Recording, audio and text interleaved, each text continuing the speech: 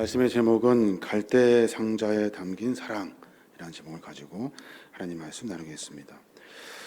5월 가정의 달을 맞아서 가장 큰 고민이 있다면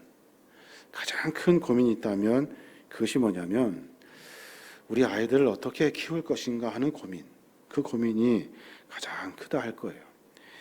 오늘 출애굽기의 이 짧은 이야기 속에서 성경이 우리에게 가르치는 자녀 교육의 방법을 같이 고민해 보고 함께 기도했으면 좋겠습니다. 출애굽기의 이야기 여러분 잘 아시죠? 이 출애굽기의 이야기의 시작은 노예 생활을 한 가정의 이야기로부터 그 이야기가 출발합니다. 특별히 그것도 가장 어렵고 가장 잔인한 시대에 희망의 불빛이 보이지 않는 그 어려운 노예로 살고 있는 한 가정의 암흑 같은 시기에, 그 시기에 출애굽기의 시작의 이야기를 펼쳐가고 있는 거예요. 불행하게도 그는 히브리 가정에서 태어나는 남자 아이는 다 죽이라는 이 바로의 명령이 살아있는 그때 그 아이가 태어나게 됩니다. 그래서일까요? 이 아이에게는 태어나서 석 달 동안 이름이 지어지지 않습니다. 그냥 석 달 동안 감추어서 그렇게 살아요. 아마도 살 희망이 보이지 않기 때문에 이름도 정해주지 않은 것 같아요. 3개월을 이렇게 어떻게 숨어서 키우게 됩니다. 더 이상 버틸 수가 없어서 부모는 아이를 어미의 품에서 떠나보내기로 결심하고 무언가 이렇게 분주하게 준비를 합니다. 그 부모가 준비한 것은 뭐냐면 갈대를 엮어가지고 상자를 만들고 그 아이를 그 속에 넣으려고 한 거예요. 갈대는 나일강에서 흠하게 자라는 파피루스 갈대를 말합니다. 이 파피루스는 서민이 쓰는 바구니를 만들 때 사용하는 재료이고 또 잘 이렇게 빻아가지고 삶으면 이렇게 종이를 만들 수 있는 그런 갈대예요. 거기에다가 잘 엮어가지고 역청과 나무진을 정성껏 칠합니다. 그래서 아이가 혹시 그 상자 안에서 물이 새서 익사되지 않도록 부모는 신경을 써서 정성껏 그 바구니를 만듭니다. 거기에 그 부모의 고뇌와 아픔 그리고 믿음이 그 안에 녹아 있는 거예요.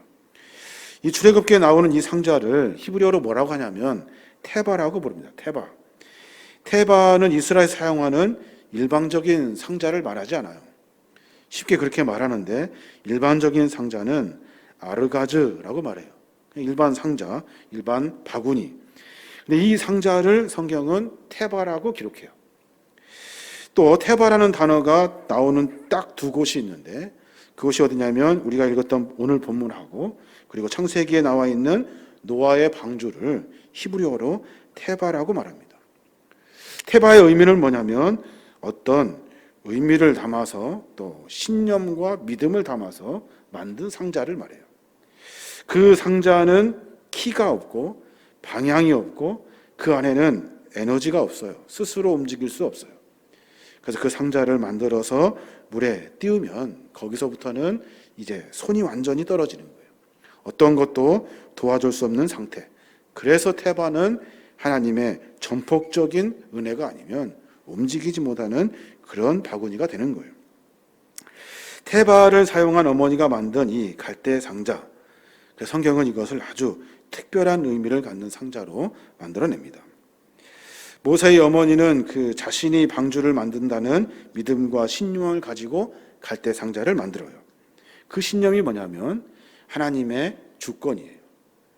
비록 이 상자는 내가 만들지만 비록 내가 하는 방법을 가지고 이 상자에 아이를 넣고 그리고 시대적인 상황 때문에 나일강에 이 상자를 놓지만 하나님 주께서 이 상자에 주권을 임하셔서 하나님이 이 상자를 좀 맡아주십시오 라는 그 믿음과 신념이 그 안에 들어있게 되는 겁니다. 어머니는 갈대 상자를 만들어서 역청과 나무진을 정성껏 칠해요. 노아의 방주에는 역청만 칠했는데 오늘 만든 이 테바 모세를 담을 이 바구니에는 나무진까지 정성껏 칠해요. 그리고 나서 이 바구니, 아이가 담겨진 이 바구니를 나일강으로 가지고 갑니다. 이 얼마나 비통한 순간인지 몰라요. 참으로 비탄한 순간이에요. 여러분, 믿음이 뭡니까? 믿음은 우리의 상황과 충돌하지 않아요. 믿음은 우리가 이 맞닥뜨리는 어려움과 늘 충돌하지 않아요. 믿음은 뭐하고 충돌하냐면 내 안에서 믿음을 가질 것인가 포기할 것인가의 충돌이 있어요. 여러 문제와 상황 앞에 우리는 믿음을 가지고 전진한다고 말하지만 사실은 내가 이 어려운 상황에서 믿음을 붙들 것인가 세상의 방법을 붙들 것인가, 이 싸움은 내 안에서 일어나는 거예요. 내 안에서. 노아 그 방주 그리고 아이를 담은 이 테바의 바구니, 이 바구니는 모두 믿음이라는 엄마의 고민 속에서 선택한 결과들입니다. 나는 믿음 가지고 이 아이를 떠나보내겠다라는 의지예요. 그래서 믿음의 사람은 내가 절망의 상황과 위기의 상황과 싸우는 것이 아니라 믿음의 사람은 하나님을 신뢰하는 내 속에서의 고민을 말하고 있는 거예요. 그래서 믿음 안에 선택하고 믿음 안에 하나님을 의지하고 믿음 안에서 내가 보이지 않는 이 아이 손을 떼고 보이지 않는 상황으로 내버려 두게 되는 거예요. 이게 바로 믿음이라는 거죠. 아이는 갈대 상자에 담겨서 나일강에 쉽게 버려지지 않습니다. 왜냐하면 이야기 속에서 갈대 상자는 다시 하나님께 건져지죠. 모세의 어머니는 하나님의 이러한 뜻과 섭리와 계획을 알고 자기의 인생에 믿음의 지혜를 발휘합니다. 믿음의 지혜를. 그가 한 일이 뭐냐면 그냥 갈대 상자를 만들어서 아이를 담아 나일강에 띄워보내는 것이 아니라 출애굽기 2장 3절에 보면 갈대 상자를 구하여 하다가 역청과 송진을 바르고 아이를 거기에 담아 강가의 갈대 사이에 놓아둡니다. 그냥 나일강에다가 띄워보내는 것이 아니에요. 갈대숲 사이에 어느 적당한 장소에 그 바구니를 거기에다가 놓은 거예요. 문제는 왜 하필 그곳에 아이를 두었냐는 거예요. 거기에 믿음 있는 사람이 가지는 하나님의 지혜를 엿볼 수가 있어요. 그 장소는 무슨 장소냐면 바로의 딸이 목욕하러 오는 장소예요. 바로의 딸이 목욕하러 온다고요. 그 목욕이 뭐냐면 그냥 가끔 몸이 지저분해지면 닦는 그런 목욕이 아니라 히브리어로 보면 라하츠라는 단어를 사용해서 이 라하츠라는 단어는 제의적인 씻음을 말해요. 그러니까 제사를 드리기 전에 몸을 씻는 것을 말해요. 이 제사는 정기적으로 반복되는 제사예요. 그러니까 모세의 어머니는 공주가 어느 때에 그곳에 와 있는지를 알아요. 그래서 모세를 바구니에 담아가지고 그곳에 놓기로 작전을 짠 거예요. 공주는 일정한 시간이 되면 그곳에 와서 목욕을 하고 제의를 드립니다. 이 바로의 딸이 히브리 남자아이를 다 나일강에 버리라는 바로의 명령을 알고 있는 이 바로의 딸이 그 바구니를 본다는 것은 사자 굴 속에 집어넣는 꼴이에요. 분명히 그 바로의 딸 누가 됐든지 간에 나일강에서 아이를 발견하면 바로의 명령이 있기 때문에 다 죽여야 하는 일들이라고요. 근데 어머니는 하나님을 믿는 믿음과 신뢰를 가지고 지혜를 발휘해서 그 바구니를 담아서 아이를 담아서 거기에 그냥 놓은 거예요. 언제 우리가 하나님의 주권을 고백하게 됩니까? 언제? 그때가 언제냐면 인간의 수가 명확한데 분명히 안 되는 일인데 하나님 앞에 맡기고 의지할 때 그 일이 하나님의 은혜로 풀려질 때 그때 우리는 확실한 하나님의 주권을 인정하게 됩니다. 아, 그렇구나. 이것은 하나님이 하신 일이구나. 내가 아무리 생각해도 불가능한 일인데 그 일이 됐다 한다면, 그 일이 뭔가 움직이고 있다면 그것은 하나님의 주권으로 우리가 인정하게 되는 거예요. 모세의 어머니가 바구니에 아이를 담아 그곳에 놓았어요. 공주가 그것을 보고 이제 그 아이를 건져내느냐 하는 것. 이야기는 거기에서 사실 끝나야 정상이에요. 히브리 아이네, 갖다 버려 하면 끝인 거예요. 그런데 그 공주의 마음을 하나님이 만지셔요. 왜 만지셨을까요? 그 어머니가 그 그 하나님을 향한 믿음과 신뢰를 가지고 하나씩 하는 일이 하나님의 개입을 만들어낸 거예요. 우리가 생각하는 이 방향과 생각과 방향과 그 기대를 늘 하나님은 벗어나셔요. 내가 이렇게 했으면 좋겠고 많은 사람이 이랬으면 될 것이라고 생각하는 이 모든 기대를 하나님은 다 벗어나 버리셔요. 무시해 버리셔요. 하나님의 뜻과 계획대로 그 일을 만들어 가셔요. 6절에 보면 뭐라고 하냐면 열고 그 아이를 보니 아기가 우는지라 그가 그를 불쌍히 여겨 이르되 이는 히브리 사람의 아이로다 라고 말해요. 공주가 노예의 자식을 불쌍히 여길 수 있는 마음 불가능하다고 생각합니다. 늘 자기는 높은 게 있었고 노예들은 낮고 천한 곳이에요. 그 생명 아무것도 아니다고 늘 그렇게 살았던 사람이에요. 그런데 갑자기 공주의 마음에 불쌍히 여기는 마음이 생긴 거예요. 분명히 히브리 사람인데 불쌍한 거예요. 공주는 아버지를 닮은 잔인한 딸이 아닌지 아니면 하나님께서 그 마음을 만지셨는지 여하튼 그 이야기는 또다시 시작하게 됩니다. 아이의 누나가 이 일을 유심히 보고 바로의 딸에게 막 달려가요. 7절에 뭐라고 하냐면 그의 누이가 바로의 딸에게 이르되 내가 가서 당신을 위하여 히브리 여인 중에서 유모를 불러다가 이 아이에게 젖을 먹이게 하리이까 라고 말해요. 이 이야기도 너무나 당돌한 행동이에요. 이제 갓 물에 건져냈을 뿐인데 히브리어의 유모를 소개해 주겠다는 거예요. 공주의 대답, 무슨 소리야, 쓸데없는 소리 하지 마, 저리 가 하면 끝이에요. 그런데 공주는 그래, 어서 데려오너라 라고 말해요. 그래서 누이가 데려온 사람이 누구냐면 그 바구니의 주인, 그 아이의 엄마, 그 엄마를 데려다가 유모로 그 아이를 키우게 맡깁니다. 이야기는 이제 여기에서 심각하게 흘러가요. 왜 심각하냐면 엄마는 그 아이를 젖먹이 아이로 그 엄마로 4년간 키우게 됩니다. 모세를 궁중에 들여보내기까지 4년 동안 그 엄마는 그 아이를 길러내요. 그런데 그 자리에서 4년 후에 엄마는 젖이 뛴 다음에 아이와 떨어집니다. 그 뒤로 성경은 기록해내지 않아요. 한참 뒤 35년 뒤에 모세의 이야기를 끄집어냅니다. 궁중에 들어간 모세는 애굽에서 생활하기 시작합니다. 애굽의 체교의 교육을 받아요.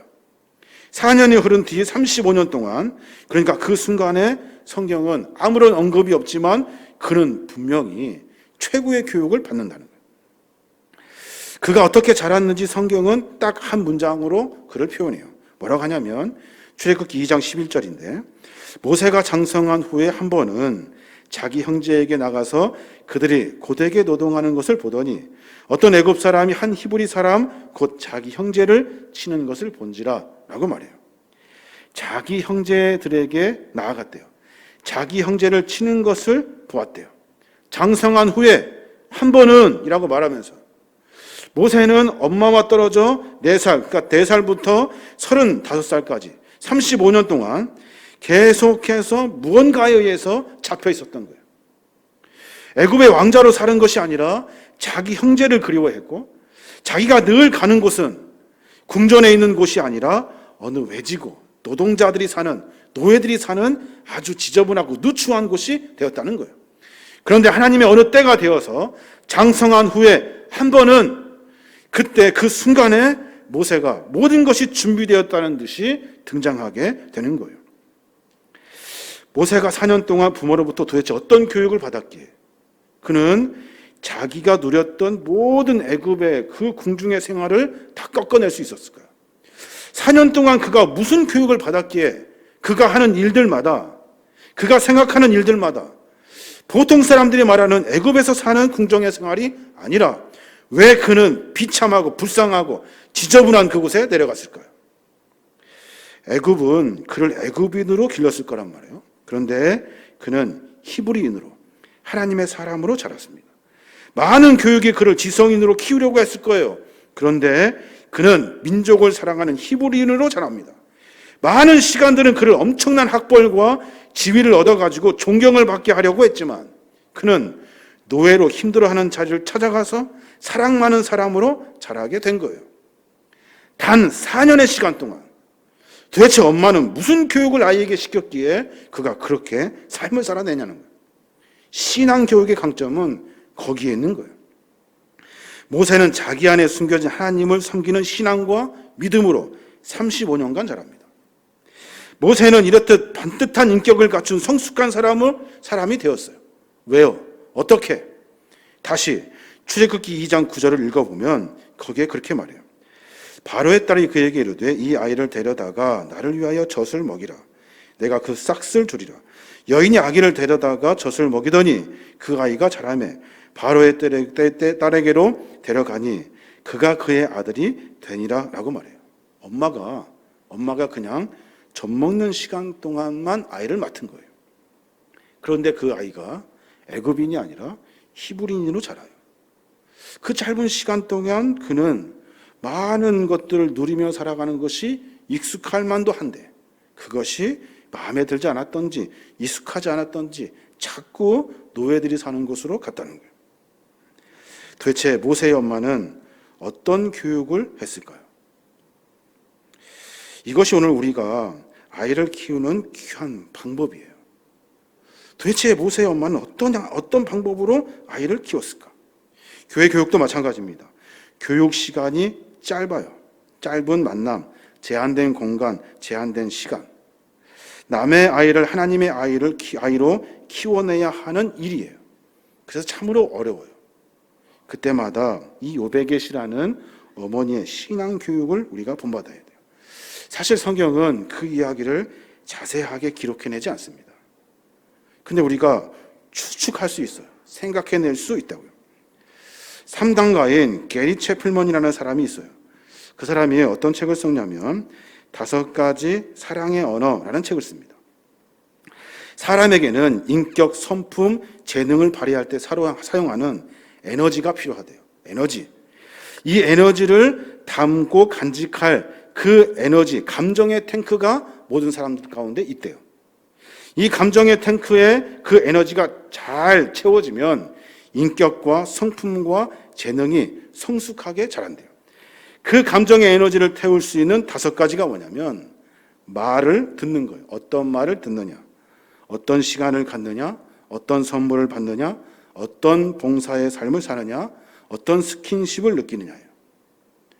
모세의 어머니는 이 5가지를 짧은 4년의 시간 동안 압축해서 아이에게 내어줬을 거예요. 죽음에서 돌아온 아이가 얼마나 애틋했을까요? 만져보고 또 만져보고 쓰다듬어주고 입 맞추어주고 사랑했다는 말을 얼마나 많이 했을까요? 본능적으로 엄마는 눈물로 아이를 가슴에 꼭 안고 이렇게 말했을 거예요. 짧은 시간이지만 내가 내 엄마야. 내가 최선을 다해서 너를 사랑할게. 너는 애굽인이 아니야. 너는 하나님의 백성이야. 히브리인이야. 라는 이야기를 수도 없이 했을 거예요. 짧은 시간이지만 그리고 가진 것이 없어가지고 그저 그 모세에게 줄 수 있는 것은 작은 천조각 하나예요. 그 히브리인이라는 천조각 하나밖에 아이에게 줄 수 없지만 가장 소중한 것을 아이에게 준 거예요. 그 아이는 4살 동안 잘 듣지도 못하고 말도 못하고 글도 못 읽는 그 아주 젖먹이 어린아이 그 4살 동안 그 많은 교육을 집중적인 교육을 받게 된 거예요. 지금의 부모들은 아이들을 어떻게 키웁니까? 아이들을 만날 시간이 없어요. 자녀들은 자녀들에게 사랑한다고 말은 하고 있지만 만날 시간이 없어요. 좀 이렇게 만날 기회가 있으면 바깥에서 너무 피곤하니까 귀찮으니까 좀 떨어졌으면 좋겠고 좀 크면 아이가 학교로 가고 학원으로 가고 만날 시간이 없어요. 칭찬보다는 질타에 가까운 폭언을 쏟아냅니다. 선물 마트에 가면 산처럼 쌓여 있어요. 너 이 중에 필요한 거 하나 골라 하면 끝이에요. 자기가 아이를 위해서 정성껏 무언가 만들어서 줄 수 있는 귀한 선물, 아이에게 깊은 감동이 되는 감정 탱크 속에 그 어머니의 그 사랑을 담을 수 있는 에너지를 줘야 하는데 그렇게 하지 않아요. 아이의 인격과 성품과 재능을 발휘할 수 있는 이 감정 탱크가 그냥 텅 비워지게 되는 거예요. 진짜 인격이 필요할 때, 진짜 성품이 필요할 때, 진짜 능력과 재능이 필요할 때 그때 쓸 수 있는 에너지가 없는 거예요. 아이를 어떻게 키울 것인가에 대한 고민. 이 수많은 고민 속에 내가 아이를 어떻게 대하고 있는가를 깊이 생각해 볼 필요가 있어요. 모세의 엄마는 4년의 짧은 기간 동안 집중적으로 아이에게 이 5가지를 합니다. 신체 접촉, 긍정적인 언어, 양질의 시간, 그리고 선물, 그리고 섬김의 행위. 또 하나 모세의 어머니가 아이를 키우는 방법이 있는데 그것이 뭐냐면 이야기라는 거예요. 이야기. 제가 전에도 여러 번 말씀드린 것 같은데 이야기를 해야 돼요. 이야기. 조상 대대로 내려오는 믿음의 조상에 대한 이야기. 그리고 내 삶 가운데 깊이 개입하고 일하실 하나님의 이야기. 그 이야기를 해주는 거예요. 그 하나님에 대한 이야기를 들려주었을 때 모세는 어려서부터 철저하게 하나님에 대한 이야기를 듣고 마음 가운데 깊숙한 곳에 하나님을 모셔드리게 되는 거예요. 알아듣든 못 알아듣든 그 모세가 정체성이 생기든 말든 엄마는 계속해서 그 이야기를 해주었던 거예요. 신앙의 이야기는 자기 삶의 현실이 됩니다. 내가 들었던 하나님에 대한 이야기가 내 삶의 현실이 돼요. 내 스토리가, 엄마의 신앙의 스토리가 나에게 들려주었던 신앙의 이야기가 단순한 지식의 한 토막의 이야기가 아니라 그 경험의 이야기가 내가 어떤 순간에 어떤 일을 할 때 그때 중요한 결정적인 삶의 순간이 되는 거예요. 그러니까 우리가 해줘야 될 이야기는 우리가 왜 말씀을 읽는지, 우리가 왜 기도하는지, 하나님이 나에게 어떻게 일하셨는지에 대한 이야기를 아이들에게 해줘야 되는 거예요. 생각해 보니까 우리가 아이들에게 무슨 이야기를 많이 합니까? 너는 왜 그러니? 옆집 아이는 1등 했다더라. 너는 왜 그러니? 왜 그거밖에 못하니? 좀 더 잘하면 안 되겠니? 어디 나가면 창피해. 이런 얘기만 한다는 거예요. 그러니 아이가 그 아이의 신앙의 이야기를 들을 수가 없어요. 모세 어머니가 4년 동안 아이에게 수학을 가르쳤을까요? 영어를 가르쳤을까요? 무엇을 가르쳤을까요? 알아듣지도 못하는 아이에게 수없이 하나님에 대한 이야기를 해줬을 거란 말이에요. 그래서 모세는 무슨 일을 할 때마다 마음 가운데 뭔가 움직임이 있어요. 내가 분명히 애굽인인데 왜 저들에게 내 마음이 가는지, 나는 분명히 바알 신을 섬긴가 하나님 해를 섬기는 그런 애굽의 신을 섬겨야 하는 애굽인인데 그런데 왜 나는 하나님에게 관심이 있을까? 왜 하나님이라는 말을 들으면 내 마음이 움직이지? 그 엄마의 이야기를 통해서 아이는 신앙적으로 자라게 되는 거예요.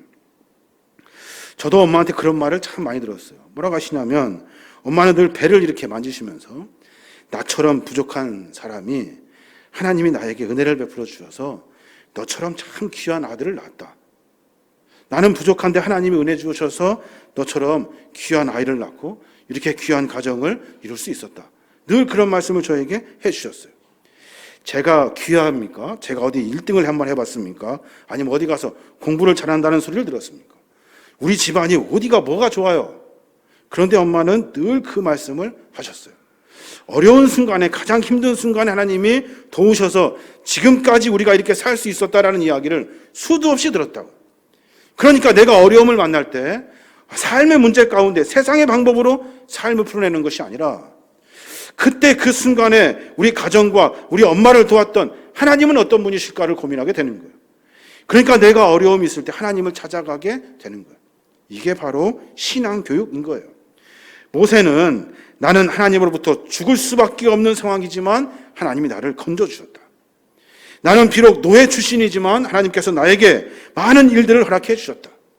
나는 삶 가운데 인격과 성품과 재능이 형편없다고 생각했는데 내가 받은 사랑이 너무나도 크다.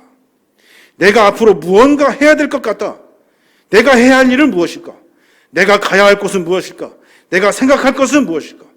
늘 삶 가운데 신앙과 믿음의 삶으로 만들어 간 거예요. 이게 바로 신앙교육이라는 거예요. 아이를 어떻게 키워야 될까요? 요즘은 돈으로 아이를 키웁니다. 학원을 수도 없이 보내요. 100만 원, 200만 원어치 학원을 보내요. 그럼 물론 아이는 세상에서 잘 자라겠죠. 세상의 방법이 아니라 신앙의 방법으로 아이를 키워야 돼요. 그래야 세상을 이길 수 있어요. 저도 자신이 없어요. 아이가 성적이 떨어지면 어렵겠죠. 그런데 그 아이에게 가르쳐야 될 것은 신앙이에요. 신앙. 내가 만났던 하나님을 소개해 주는 일이에요. 솔직히 말해서 우리 아이들은 이미 우리의 지도를 벗어나요. 그래서 세상의 자식으로 키워지고 있어요. 더 커서 장성하여 엄마의 품을 떠나겠죠. 그럼 그 아이는 이제 영원히 신앙 안에서 자라지 못해요. 늘 나 중심으로 내가 원하는 대로 아이를 키우려고 하면 신앙인으로 키울 수 없어요. 하나님이 무엇을 원하시는지 하나님의 마음으로 아이를 대하고 키워야 하는 거예요. 그게 바로 신앙인의 삶의 모습이 되는 거예요. 사랑하는 여러분, 사랑이 담긴 갈대 상자 아무나 만들 수 없습니다. 갈대 상자 그냥 엮어서 역청 바르고 그냥 진액 바르면 되겠죠. 그런데 사랑이 담긴 갈대 상자를 엮을 수가 없어요. 거기에 아이를 담아서 세상에 내버려 두는 것이 아니라 하나님 앞에 맡겨드릴 수 있는 신앙과 믿음이 있어야 돼요. 세상이 아니라, 세상의 방법이 아니라 하나님의 방법으로 아이를 맡겨드려야 돼요. 그래야 그 아이가 하나님의 거룩한 주권적인 임재를 만나게 돼요. 우리의 방법이 아니라 하나님의 방법으로 삶을 만들어내야 하는 거예요. 아이에게 내가 만났던 하나님, 내가 내 삶 가운데 개입하셔서 나를 붙들어 주셨던 하나님의 이야기를 아이에게 들려주어야 하는 거예요. 나는 지금까지 살아오면서 한 번도 내가 실력이 있어서, 내가 재주가 있어서, 내가 가진 것이 있어서 내가 삶을 살아냈다고 생각해 보지 않았다. 나는 하나님이 나를 지금까지 인도해 주셨어. 그래서 내가 어려운 일이 있을 때마다 나는 그래서 기도한다 라는 이야기를 아이에게 해 주어야 하는 거예요. 그래야 아이는 신앙 안에 자라게 되는 거예요. 5월 가정의 달을 맞이해서 많은 것들을 고민해 보게 됩니다. 나는 도대체 아버지한테 무슨 교육을 받았는가? 또 나는 어머니에게 어떤 신앙 교육을 받았는가? 나는 그분들을 어떻게 대했는가? 또 나는 내 자녀들에게 무엇을 가르쳐 줄 건가? 나는 과연 그들에게 신앙을 가르쳐 줄 수 있는가? 이 고민을 가지고 삶을 살아냅니다.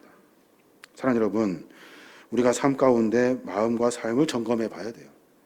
내가 내 자랑을 만들려고 하면 하나님은 거기에 계시지 않아요. 세상의 자랑거리가 아니라 신앙의 자랑거리를 만들어야 하는 거예요. 그 이야기를 아이들에게 전달해 주어야 하는 겁니다. 하나님은 그 모습을 보시고 그 가정과 그 아이를 축복해 주시는 거예요. 그 축복은 뭘까요? 세상에서의 성공일까요?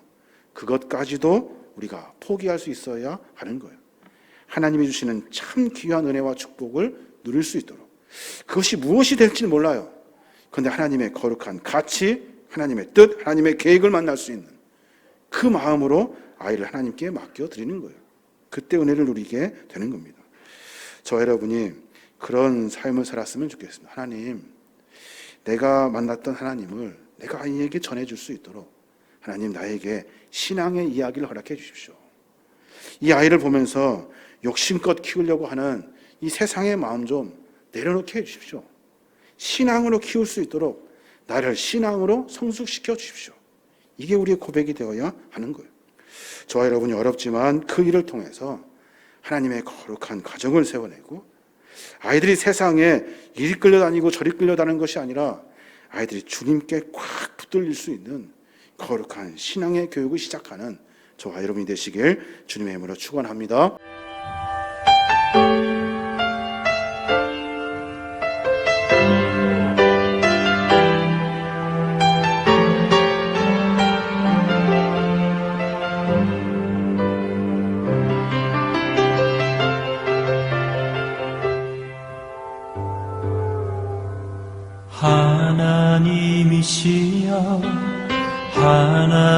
하나님이시여 주는 나의 하나님이시로다. 나의 몸과 마음 주를 갈망하며 이제 내가 주께 고백하는 말 여호와는 나의 빛이요 여호와는 나의 구원이시니 내가 누구를 두려워하리요 여호와는 생명의 피난처시니 주의 인자가 생명보다 나음으로 내 입술이 여호와를 찬양하리 내 평생에 주를 찬양하며 주의 이름으로 내 손 들리라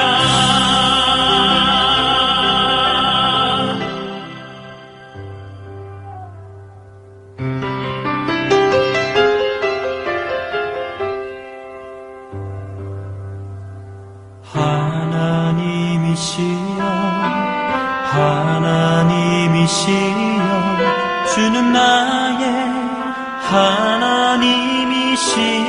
하나님이시로다 나의 몸과 마음 주를 갈망하며 이제 내가 주께 고백하는 말 여호와는 나의 빛이요 여호와는 나의 구원이시니 내가 누구를 두려워하리요